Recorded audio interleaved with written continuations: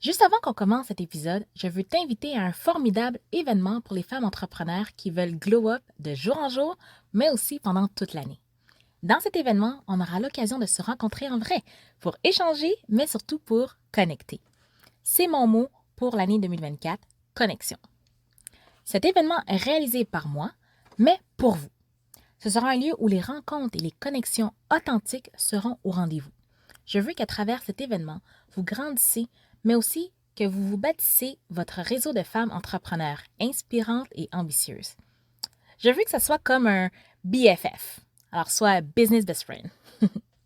Alors si vous êtes une femme qui désire être 1% meilleure chaque jour, non pas pour se comparer avec l'autre entrepreneur, mais bien pour s'élever tous ensemble, alors prépare-toi parce que ça s'en vient très bientôt.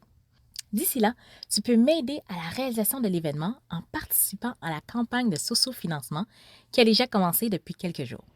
Je te mets le lien dans les notes de l'épisode.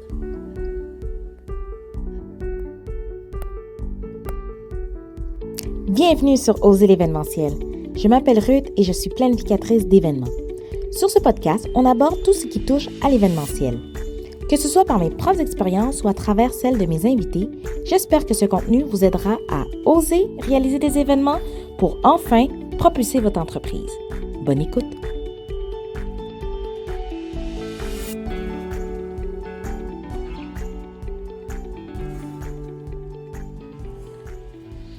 Bonjour et bienvenue dans l'épisode 6 du podcast Oser l'événementiel.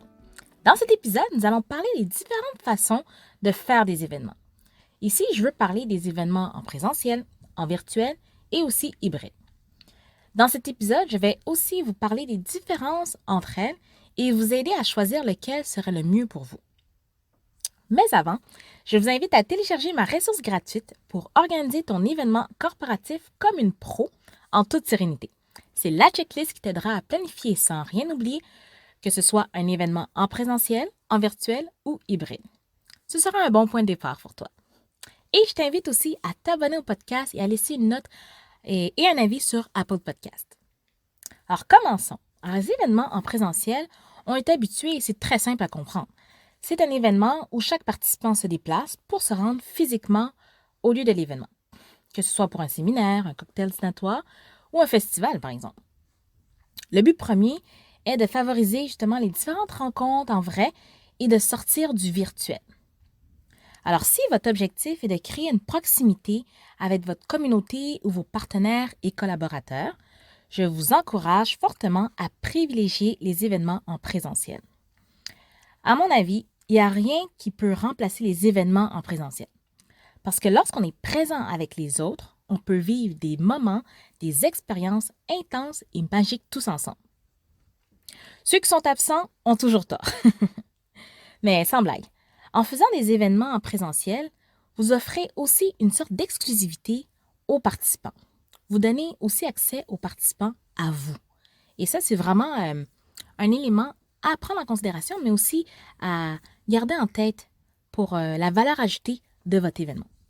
Deuxième type d'événement, on a les événements virtuels. Dans les dernières années, on a assisté à beaucoup d'événements virtuels, ce qui a forcé aussi l'industrie de l'événementiel à aller vers cette avenue. Les événements virtuels ne datent pas d'hier quand même, mais on peut penser ici, par exemple, aux webinaires qu'on a assistés et aussi encore à des conférences produites en ligne. Alors, le virtuel, c'est toujours en ligne, ça le dit dans le nom. Et les événements virtuels permettent à l'organisateur ou à l'entreprise de rejoindre un maximum de personnes. Il n'y a pas de frontières pour les événements virtuels.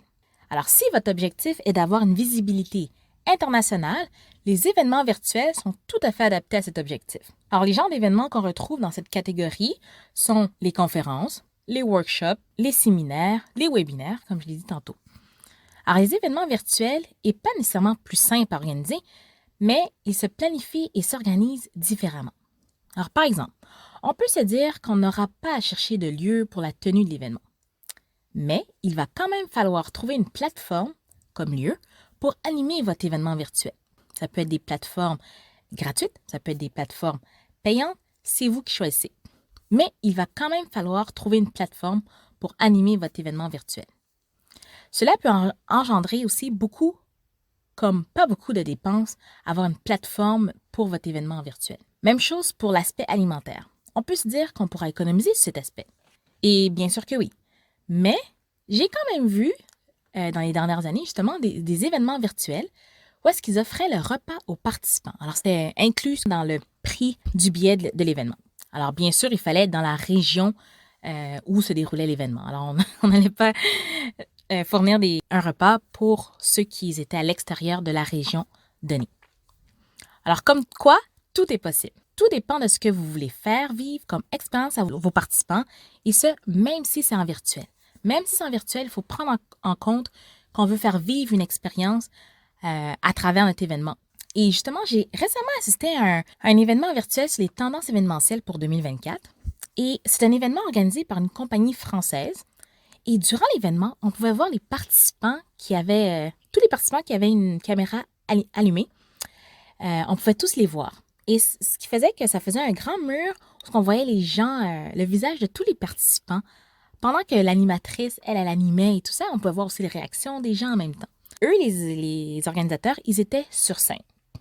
Alors, comme je l'ai dit, il n'y a pas de frontières dans les événements virtuels.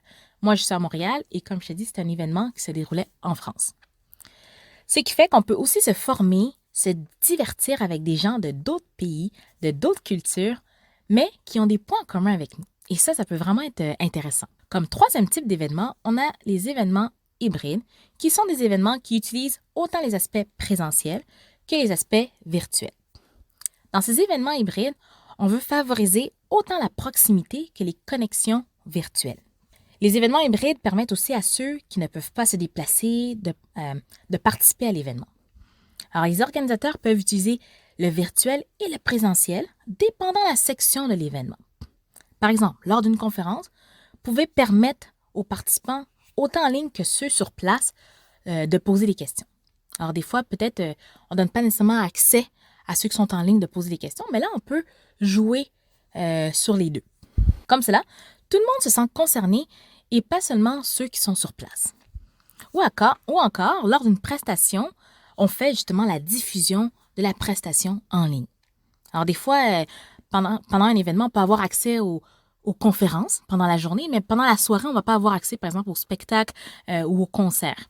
Mais là, on pourrait, justement, si on veut faire vraiment hybride, permettre aux personnes d'assister autant en conférence que aux différentes animations proposées durant l'événement en présentiel. Alors, vous voyez, vous pouvez vraiment vous amuser dans n'importe quel type d'événement, qu'il soit en présentiel, en virtuel ou encore hybride.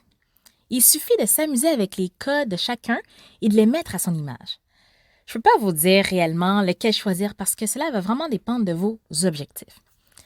Si c'est de favoriser la connexion et la proximité avec les invités, je vous conseille fortement le présentiel.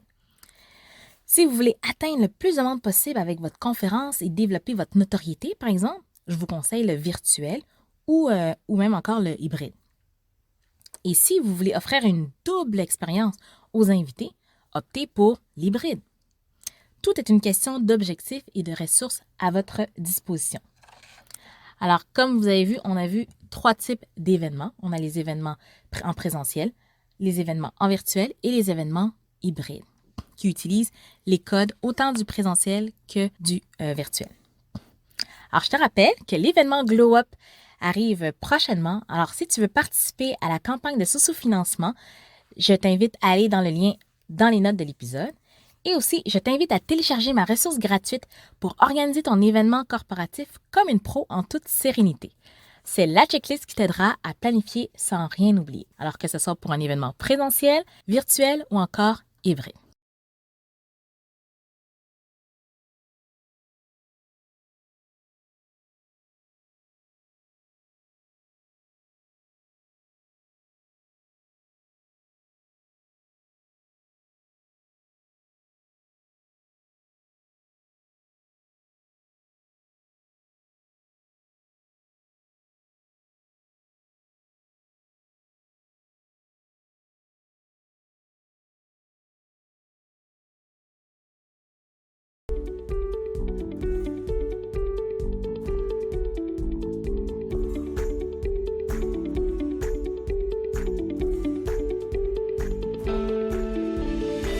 Merci d'avoir écouté cet épisode jusqu'à la fin. Si vous l'avez apprécié et que vous aimeriez soutenir le podcast de manière totalement gratuite, n'hésitez pas à le partager autour de vous, à vous abonner si ce n'est pas encore fait, ou encore de mettre un avis dans votre plateforme d'écoute préférée, soit Apple Podcasts ou Spotify. Je vous dis à bientôt dans un nouvel épisode d'Oser l'événementiel.